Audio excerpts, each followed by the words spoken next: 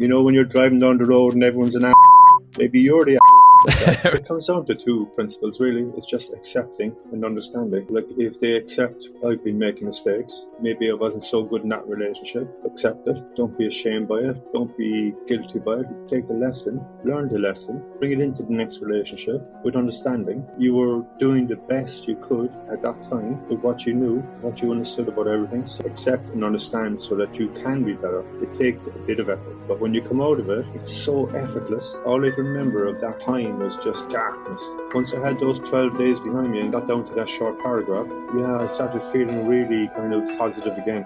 Hey y'all, Josh Tomioni with the Derelict Podcast. Welcome back. We're so glad you're here. Would you do me a favor? It will only take you a couple seconds. Whether you're listening or watching right now, will you head on over to YouTube and hit that subscribe button? It really helps us get this message to more and more people that we can help. Greatly appreciate all of you. Thank you so much for being here and enjoy the episode. Welcome to the Derelict Podcast. For the disparaged, depleted, and delinquent souls trying to find our way, we're talking about the scary part of the journey, where we don't know how it'll end. Let's be free to face our fucking failures in real time as the most unadulterated, truest version of who we are. No sugarcoating. Welcome to the shit show, you derelict. Hey, you derelicts. Welcome to another episode of the Derelict Podcast. I am your host, Josh Tomioni. We have another guest here today, and I'm really looking forward to this conversation. Why, might you ask? Because both of us, you know the expression, two heads are better than one? Hopefully that's true today. Hopefully we don't, equal each other out or something. I don't know what's going to happen, but I think two heads are better than one. I'm really excited to thank you, Neil Murphy, for being here. Appreciate you, man. Thanks, really looking forward to our conversation. Yeah, I'm looking forward to it too, man. Thank you. Absolutely. And where are you calling from? Where are you in the world right now? I'm in a small island called Nantucket in Massachusetts. It's just near Cape fantastic. Yeah. Fantastic. You don't have a Massachusetts accent, though. No. Where's the accent from? Hallelujah. I'm Irish. Irish, nice. From Cork in Ireland, yeah. Nice. I'm curious because I've asked a lot of Irish people this. Do I look Irish to you? Definitely, man. Absolutely. I do. I get that a lot just because of the coloring. I'm a little bit Irish, not much, but I get it a lot because of the coloring and everything. You have some Irish people disagree though. I've asked a lot of people, and some of them are like, "No, you don't look Irish at all. It's just the coloring." I don't know. Who knows? But anyway, so here's what we're talking about today. And then I'm going to let Neil introduce himself. And I want you to stay tuned because you're going to get some really good information if you are going through a breakup, a transition, etc. Learn from our mistakes. Learn from the things we've had to figure out the hard way. Learn from the things that we have learned from other men that we've coached. If you're a man specifically, if you're a woman going through a transition, it's going to apply to you as well. But if you're a man specifically going through something like this, a relationship change, a transition, a divorce, breaking up a partnership, there are things that will ruin your life if you don't pay attention to them during this process. Your mental state, your physical state, your spiritual state. And we'll get into all that. So pay attention.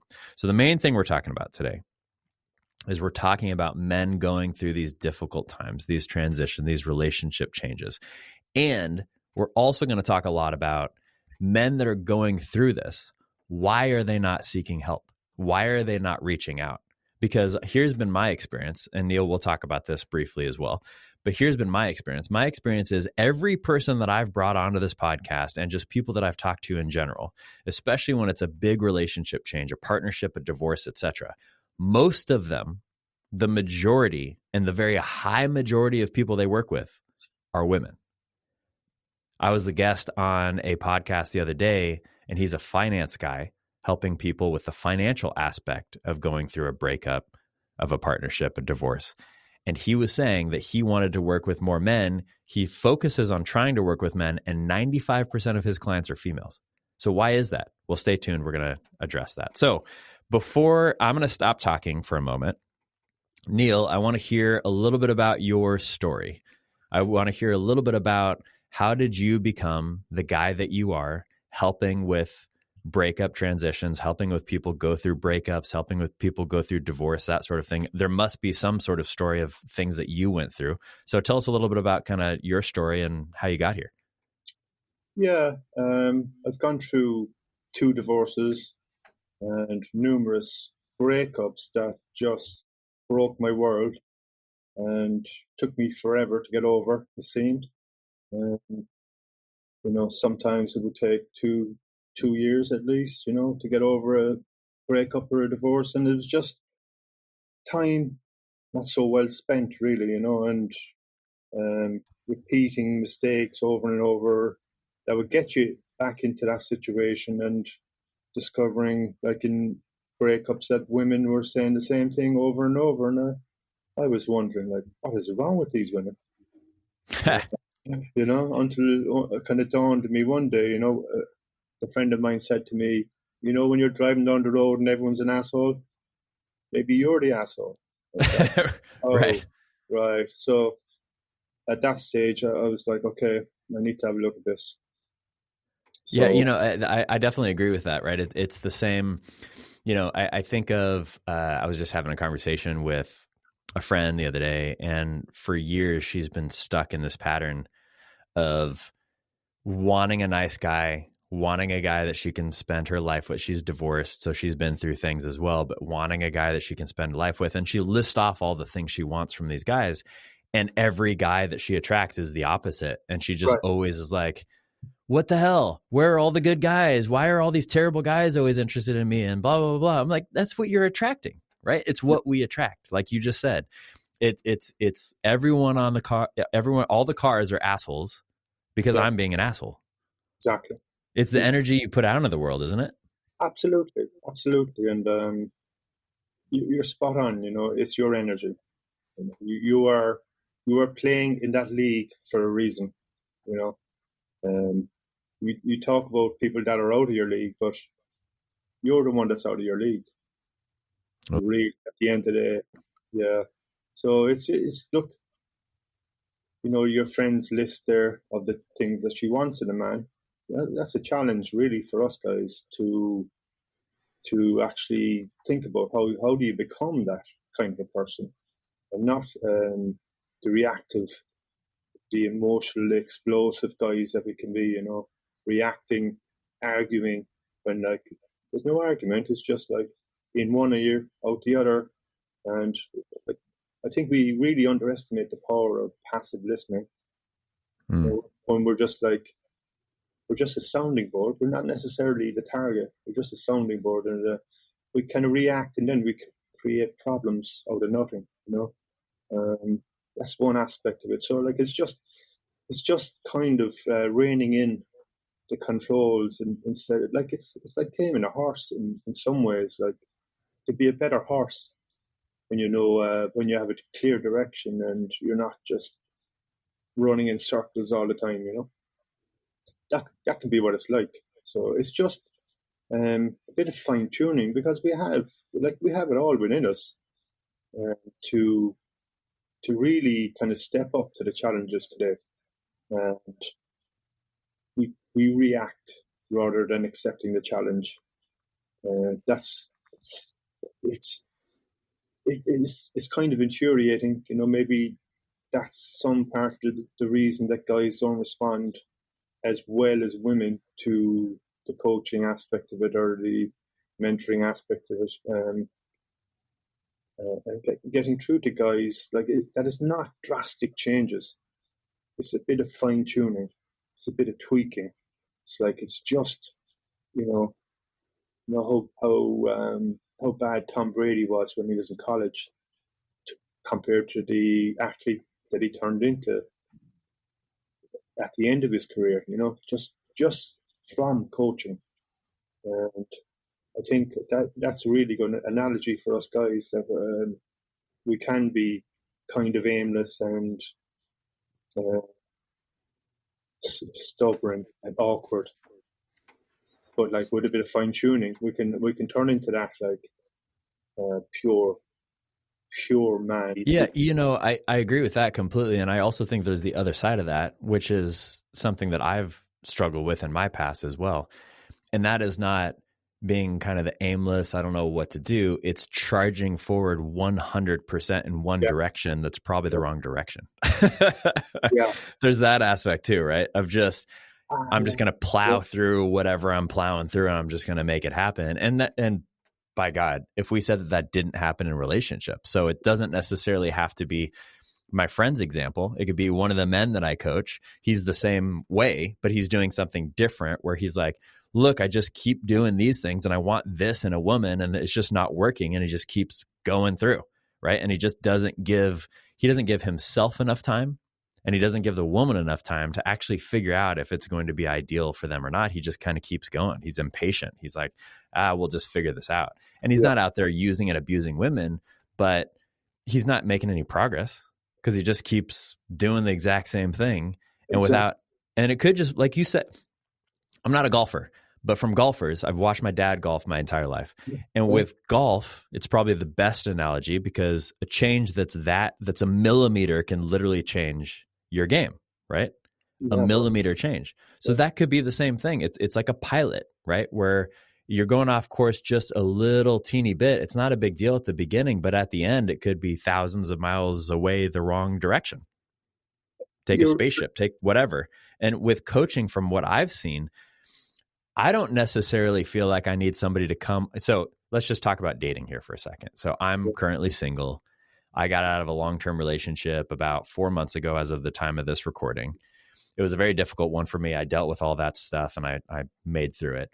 I learned from it. I'm grateful for it. I'm really grateful for her. We haven't spoken since then, but I'm grateful for her. I sent her a message saying I was grateful for her. I sent her a message making amends for the problems I made. Like I feel good about everything that happened through that. But the only reason I'm mentioning that is I'm very single right now. Ladies, I'm single. But my point with all that is I know how to date. I know how to communicate with women. I'm pretty outgoing and boisterous, and you can probably just tell from my personality, right? So I'm not like that shy guy that doesn't even know how to approach a woman. I'm not really scared about that sort of thing. That part's not difficult for me. Right. The thing that's difficult for me is trying to actually be honest with myself on my side of the street on what I'm doing if I continually attract the same type of woman. Yeah. Because that's hard, man. That's really hard. First of all, to even see by yourself without somebody helping you with that. And secondly, even if you can admit it, and even if you can see it clearly, what do I do about it? Because I feel like I might have the best intentions, the best motives, etc., but I don't know necessarily how to change course, right? Like I need some sort of unbiased person in my life, which is why I hire coaches as well. I'm not just a coach, and I know you're the same way because we met through one of our coaches, of our group coaching sessions that we're a part of together, who is an amazing man, a great coach, etc. Yeah. But we need just those little tweaks, and it's what I get from him. It's what I get from my other coaches. Just a little teeny bit, like maybe it's just a little bit of this text message that I sent, or it's just a little bit of the way that I approach this woman, or it's just a little, it's just these little teeny things. That's what I found in my life, at least. Yeah, maybe you made a good point there. Maybe we should pass ourselves off as golfing coaches that do the other work on the side, Yeah. This will really improve your golf game, but yeah. I like it. Yeah, so it is amazing to me that guys will take a golfing lesson or a ski lesson or whatever, and they won't kind of just go a small bit deeper. They're already kind of going a bit deeper when a golf coach will make them think you've got to just keep that angle or twist or whatever, and it's it's a very fine tuning, but you really have to think about it. I wonder if, Neil, a part of it is the fact that a man going to somebody like a breakup coach or somebody that is helping them going through their divorce by definition, I guess I shouldn't say by definition, the assumption is that's a negative thing. Right? It's a negative thing. I'm breaking up, and the negative thing that I'm divorcing, etc. Even if it's positive, the assumption is that it's negative. Like it sounds negative. It's a breakup. It's the end. It's a transition. It's a divorce.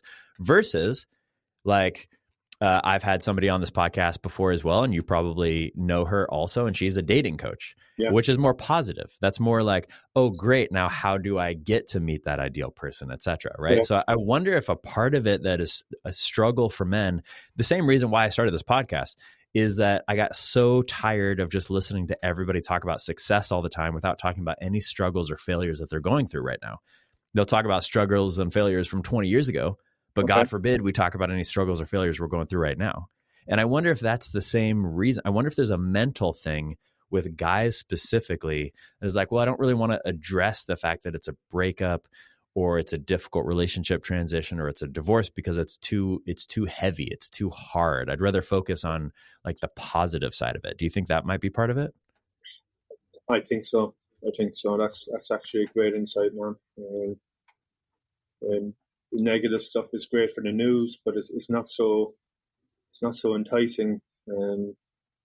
Maybe for guys, that really strikes a chord, I think.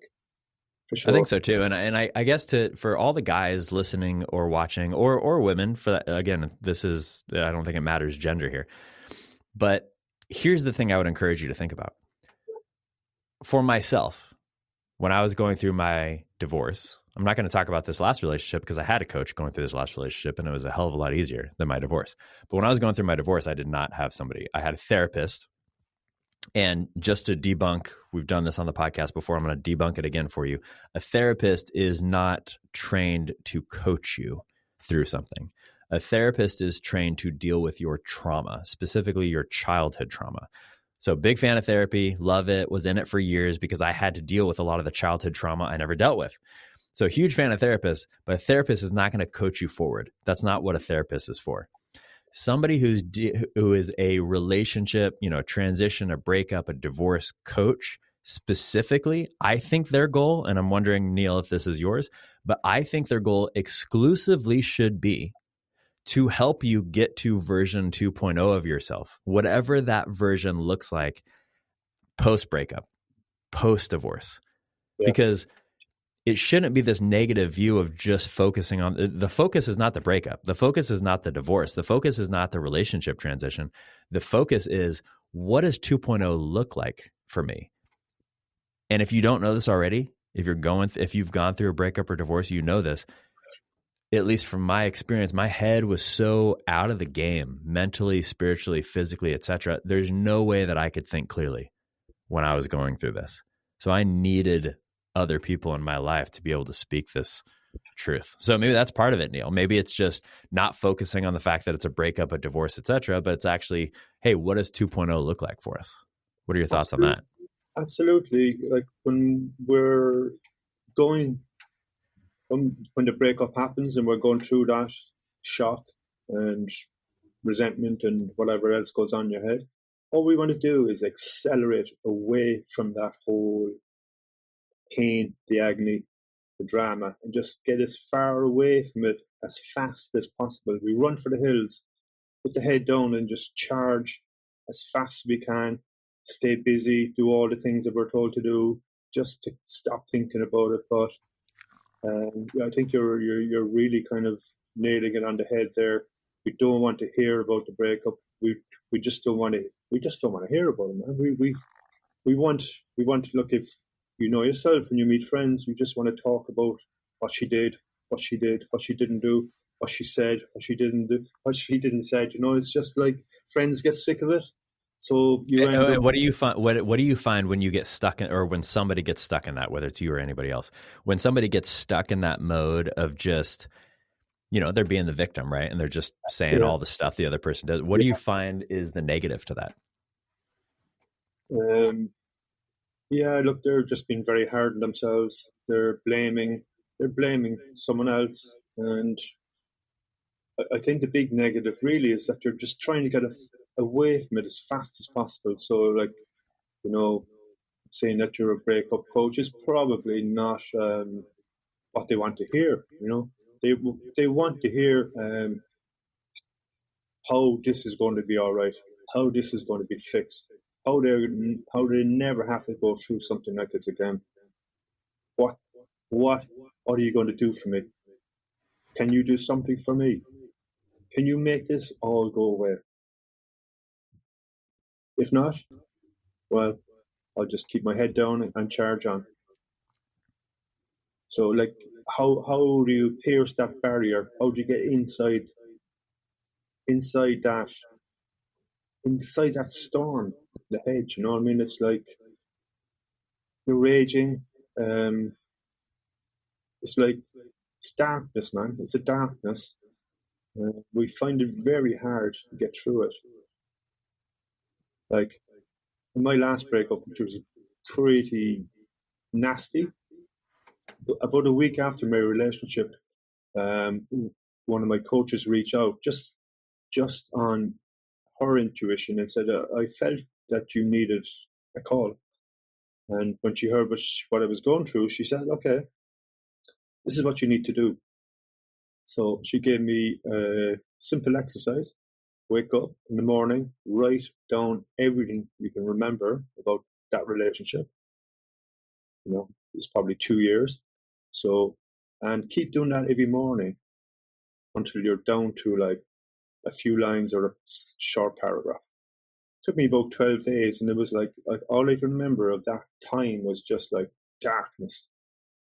But once I had those 12 days behind me and got down to that short paragraph, yeah, I started feeling really kind of positive again. Wow, that's incredible. It is. And it took a while, but you know,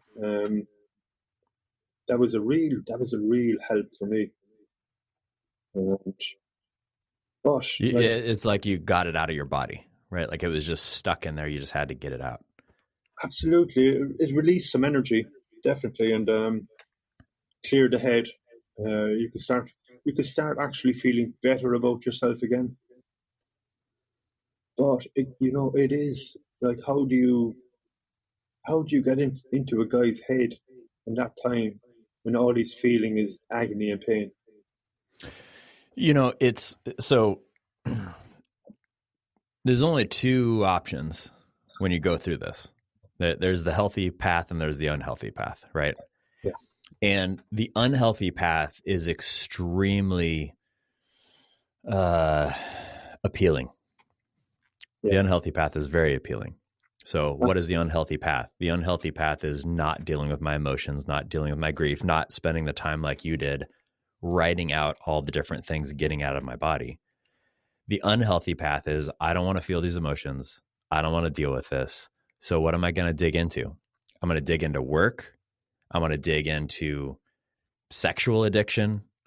I'm going to have sex with more people. I'm going to go on dates. I'm going to get a rebound girl. I'm going to dig into pornography. I'm going to eat too much food. I'm going to drugs, alcohol, you name it. Whatever addiction you want to use, I'm going to dig into all that stuff so I don't have to feel, I don't have to deal with it. My experience with that path never ends well. Never ends well. Doesn't even matter which one you pick. No. It's not even a level of this one's worse than this. I think they're all pretty equal because they're all doing the same thing. They're all making it so that I'm not actually dealing with what I need to deal with. Yeah. And frankly, that doesn't hurt my ex. That hurts me and only me. Because my ex is not even in the picture anymore. So who cares? That is only going to hurt me. It's only going to make it harder for me to get to version 2.0 of myself, right? It's all like everything you said there is very acidic to our systems, you know, psychologically, spiritually, physically, mentally, emotionally. It's like, okay, she started the destruction, I'm going to finish it. Right.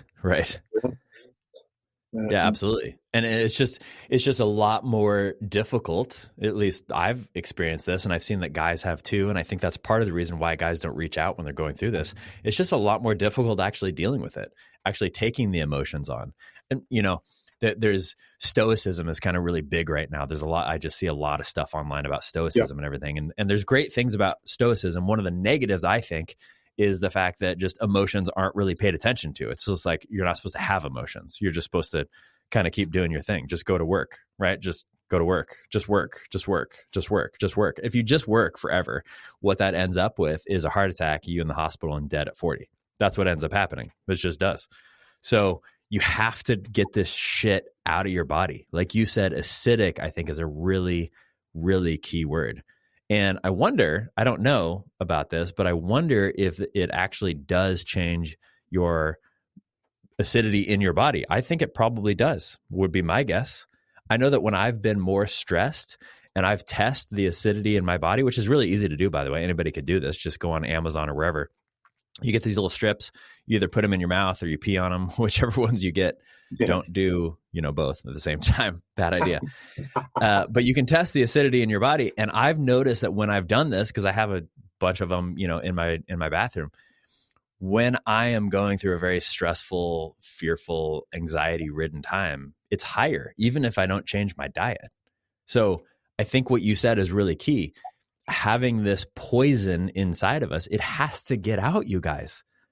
Like, just listen to two guys that have been through multiple divorces, relationship failures, everything else that are on this podcast right now. You have to get this stuff out of your system. You do.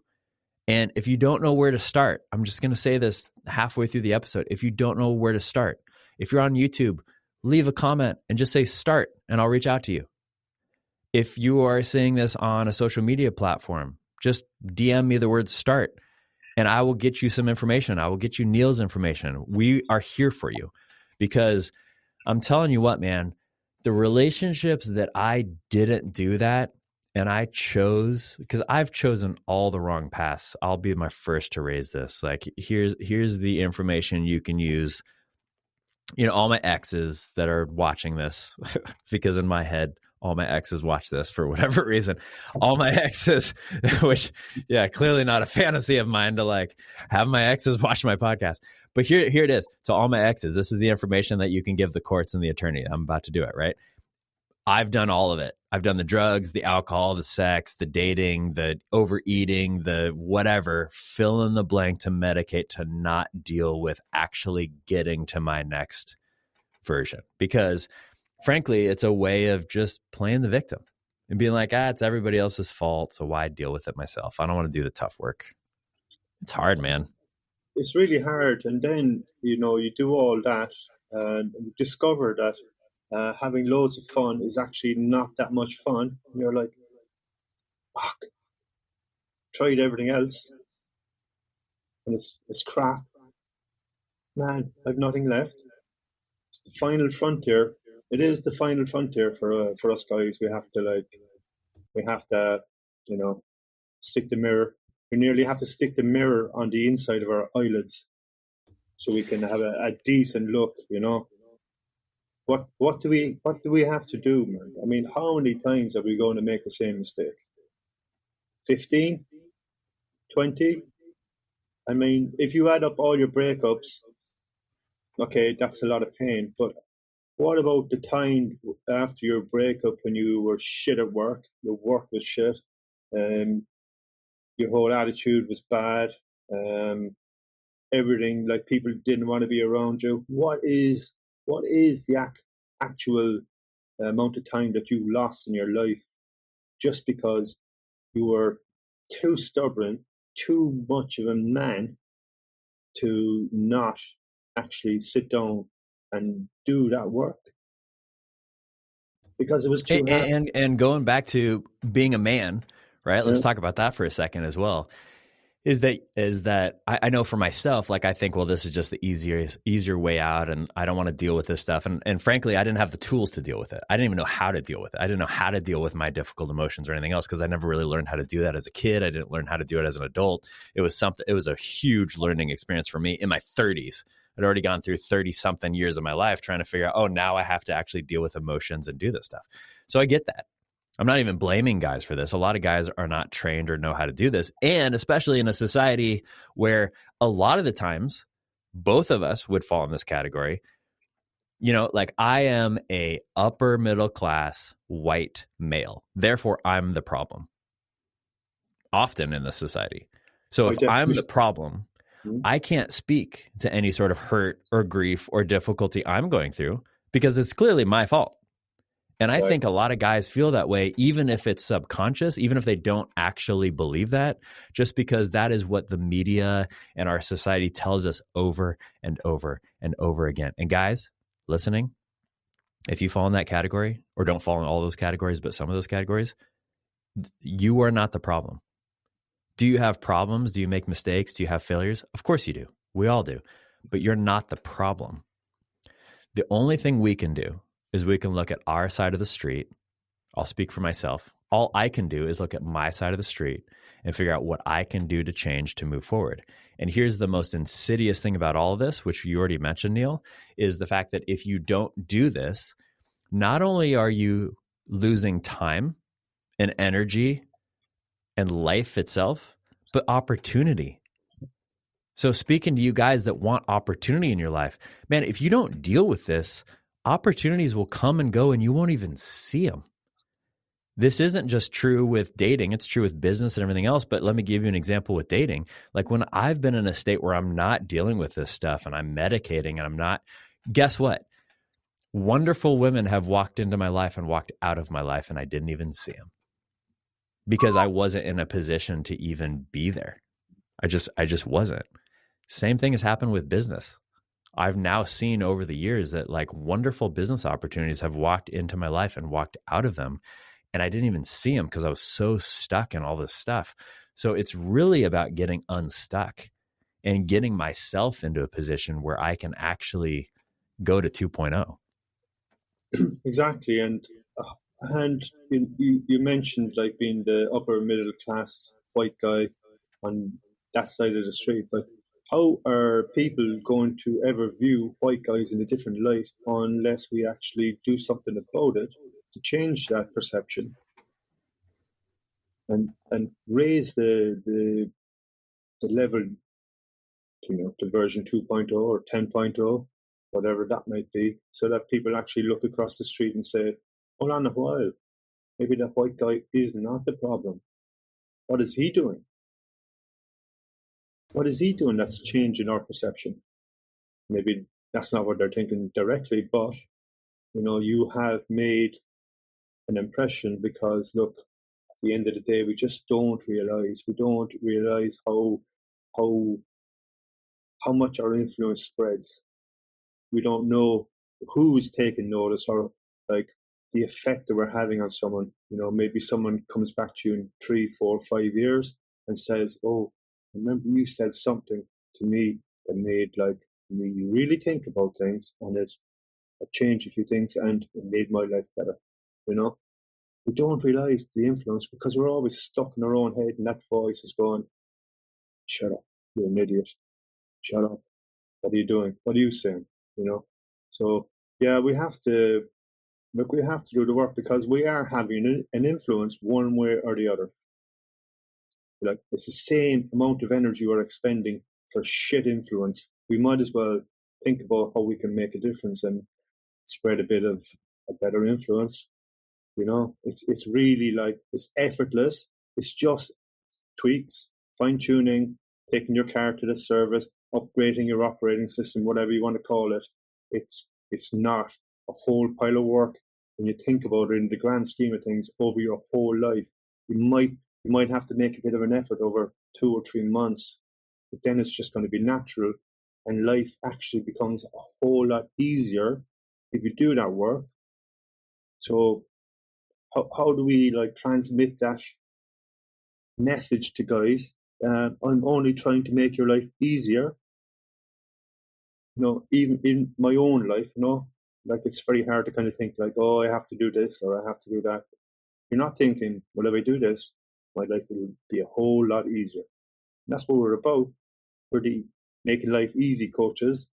We're not inflicting more misery, more work, more intensity, more stress into your life. We're taking all that shit out, man. That's what we do. We're the poison extractors. We alkalize your systems, man. People love you. People will love you. Even the people that you find that I found this over the weekend. People that I wouldn't have had great relationships with. due to a variety of factors. But we had I met two guys over the weekend, and we had such a laugh, man. And I have to say, that's coming from me. They couldn't. It's amazing. It goes back to what we were saying earlier, right? You get the energy back, the energy that, let me say that a different way.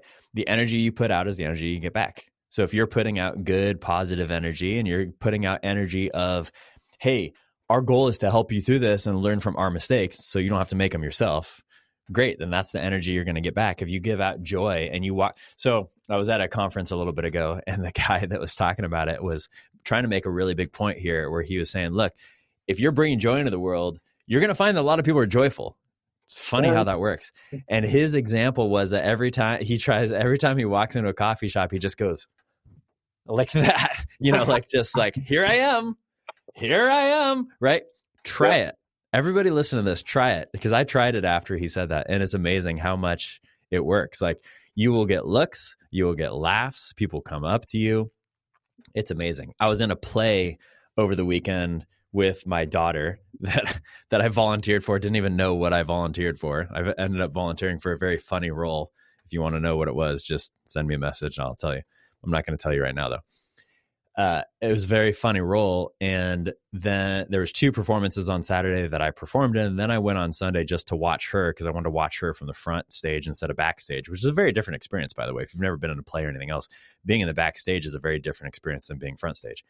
So I watched her from the front stage. And just as I was walking through the audience, a lot of people were like, oh my God, you're amazing. You're amazing. You're amazing. And the only reason they said that, and the only reason I'm bringing it up, is not to brag about anything. It was like a 2-second role. I didn't even say anything.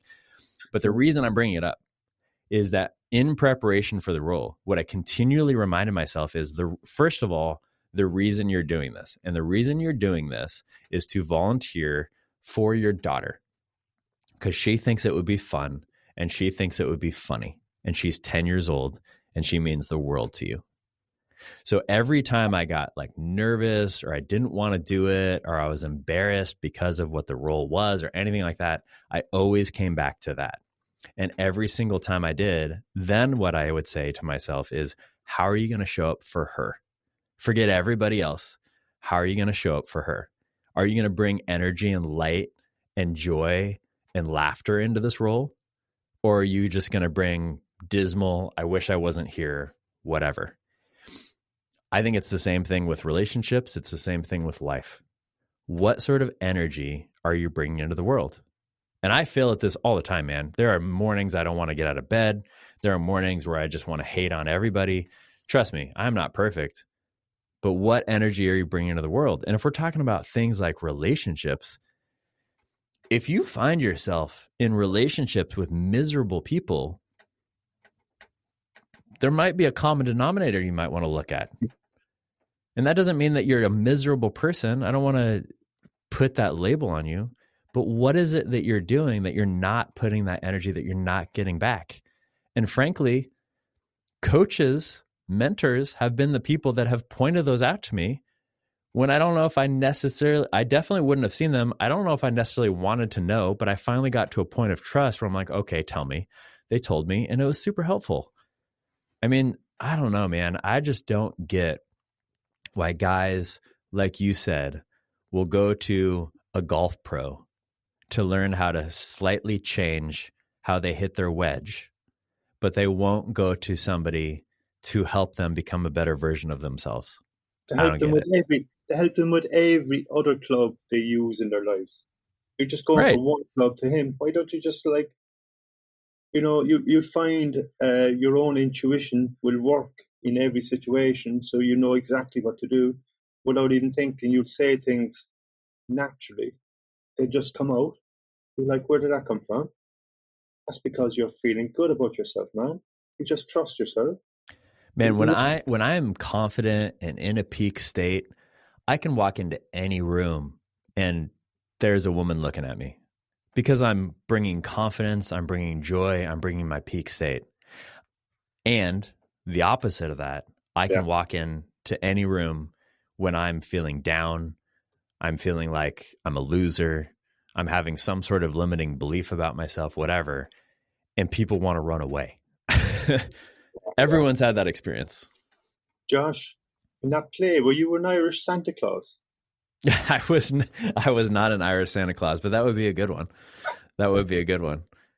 I had a holiday party at my house over the weekend, and I just kept telling all the kids that I was like the young Santa Claus. It hasn't grayed out yet. There's a little bit of gray here, but not a whole lot yet. The Apprentice. Yeah. So, Neil, let's do this as we're wrapping up here in a little bit. I think what I want to address to the listeners, because we promised this to them at the beginning, is that a lot of this focus is on going through relationship transitions, whether it's a breakup from a partnership, a divorce, etc. So why don't we talk about this with the men that you've worked with specifically? And again, this could apply to women also, but for the men that you've worked with specifically, what would you say are the big things that a lot of them don't see, or maybe that they need to be encouraged by, or things that are blind spots? Like, are there a few that just are kind of repeating with the guys that you work with? It comes down to two I suppose, principles, really. It's just accepting and understanding. So, like, if they accept, I've been making mistakes. I can, I wasn't so good in that relationship, but accept it. Don't be ashamed by it. Don't be guilty by it. Take the lesson, learn the lesson, bring it into the next relationship with understanding. You were doing the best you could at that time with what you knew, what you understood about everything. So accept it. Now you know better, and now you know how to be yourself. Now, do what you didn't know then. Do it now. Accept and understand so that you can be better. But we know it takes a bit of effort.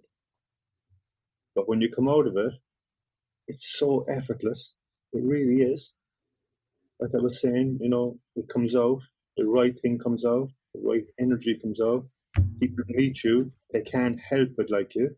The worst enemy would love you in this situation, So they'll be thinking, like, why did I ever not like this guy?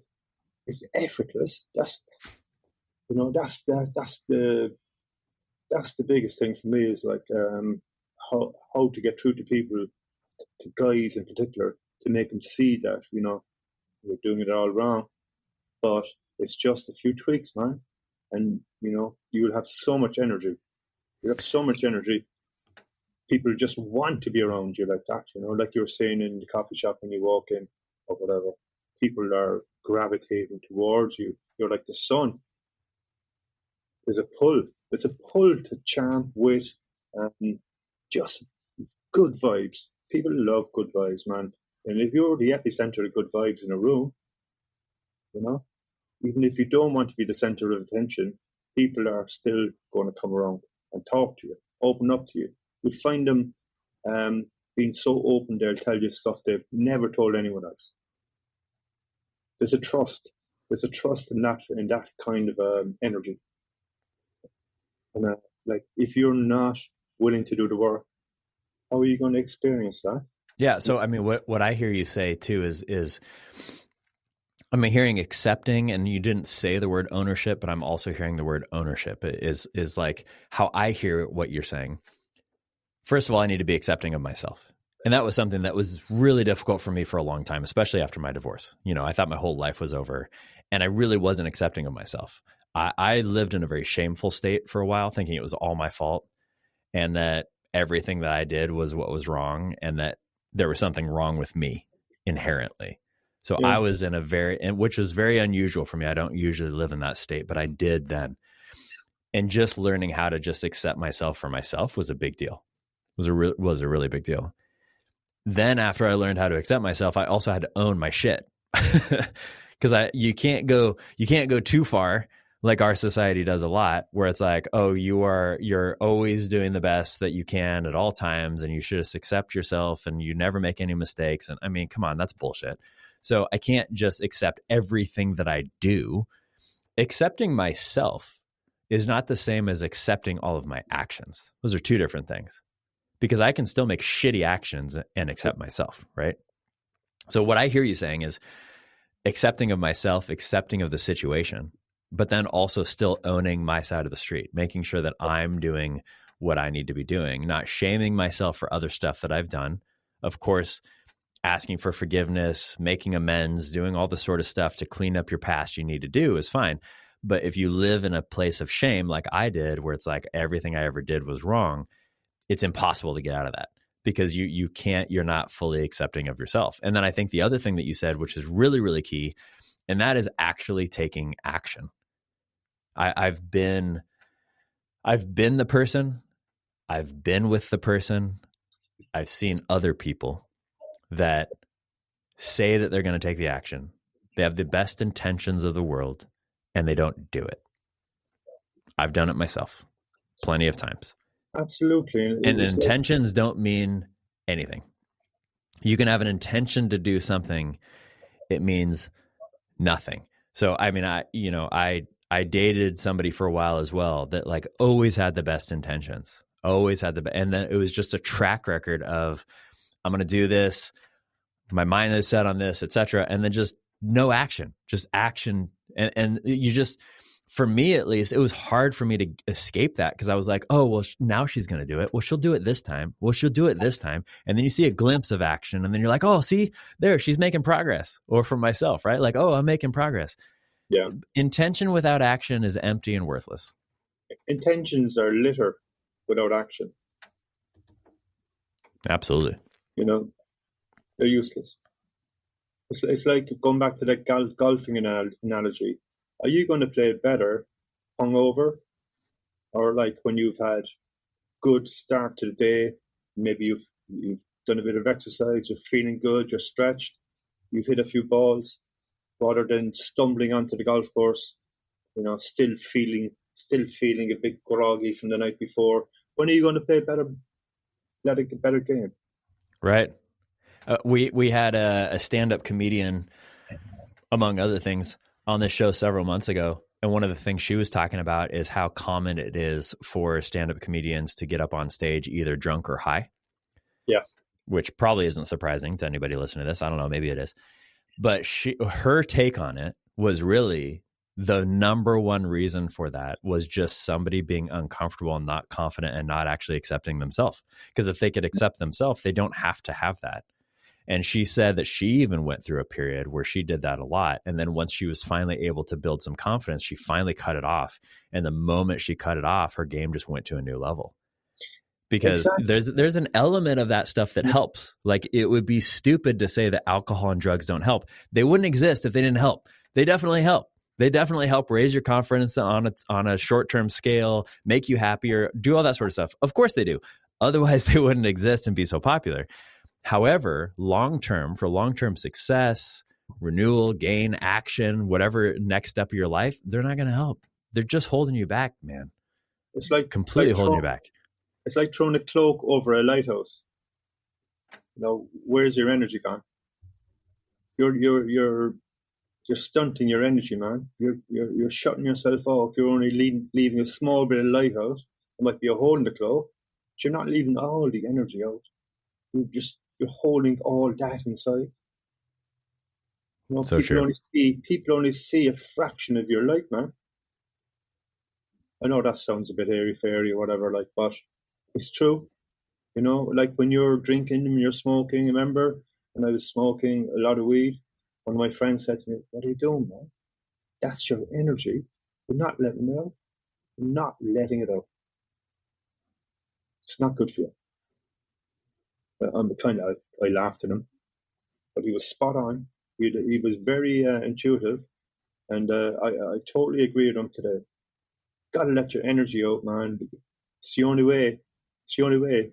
That's how you say, like, you meet the better people, the happier people. You attract more business opportunities. That's a fact. You attract more incredible people. You really do. It doesn't matter whether you're a pauper or a billionaire. If you're happy, everyone wants to be around you, man.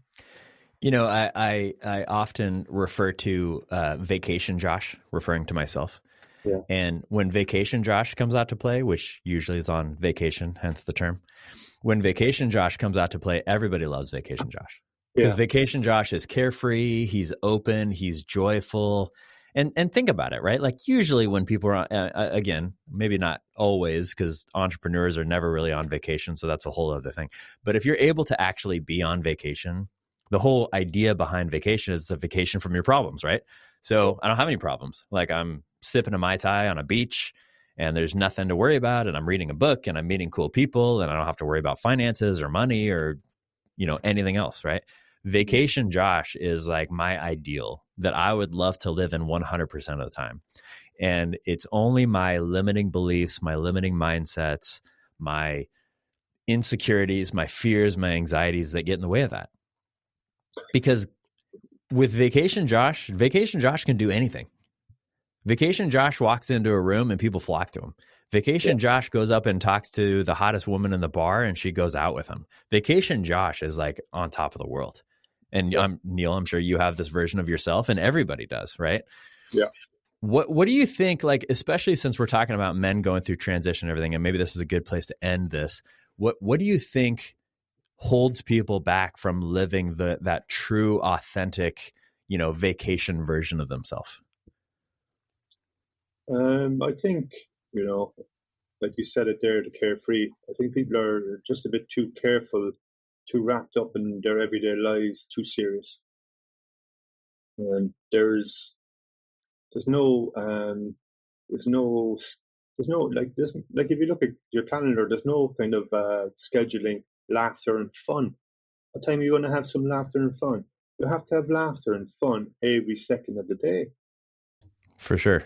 Like in Ireland, or it's like focusing, at least for myself, maybe this applies to other people as well. It's focusing on the destination all the time and not enjoying the journey. Exactly. You have to retain that ability to interrupt people with humor. You have to be able to interject humor at any stage that'll just crack the situation wide open and people find a bit more creativity to handle a difficult situation maybe, and find a way to handle it with like clarity and inspiration and do it even better. It's on a Monday morning is like the most essential moment of the week to be able to catch people unawares with a bit of a prank or a joke or whatever, make them laugh on a Monday morning. If you can do that, man, you've got it. You can't do that, give us a call, man, and we'll get you cracking jokes and opening people up like nutcrackers on a Monday morning, man. That's what we're all yeah. And you're bringing up something else too, Neil, that like, I still, as a 40-year-old man, I'm still learning.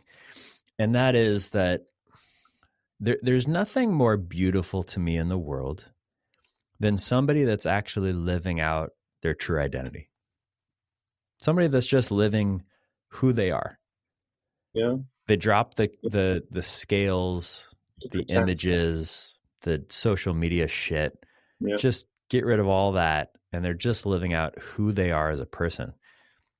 Maybe they're the person that cracks up at their own jokes. Maybe they're the person that's actually funny. Maybe they're the person that's very serious but has very wise wisdom to share with the world, right? I don't care who it is.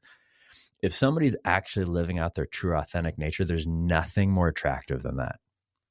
Ever. There just isn't. You're right. And we all get stuck in this mode. And I'm going to say we, because I've never met anybody who doesn't get stuck in this. We all get stuck in this mode of what we think other people want us to look like, what we think our image should be on things like social media. It's part of the reason I started this podcast and just like, look, no holds bar. We're going to be honest. We're going to go through stuff because I'm tired of it, man. I spent most of my life in an industry that was suited up with a specific image to get a specific clientele to make sure that everything looked according to plan. And forget it, man. It's such a stressful, difficult way to live. And I guess my encouragement to everybody listening is you have two guys that are trying to be authentic right now on this podcast, trying to tell you that the best way to go through a breakup, a transition, a divorce is to be your authentic self, get some help so that you can become the next best version of yourself. Because I thought my divorce was the end of my life. I really did. I really thought that was just done. And it happened to be the best thing that ever happened to me in my life. And I think that that's firmly true for everybody that goes through it and learns it and heals from it. Any final words that you have, Neil, just for the people listening to the podcast? Man out there, you got to stop being a Mustang and start being a McLaren. Love it. All right. So, Neil, how do people get a hold of you if they want to get a hold of you? I'm on Instagram, Neil _A_Murphy.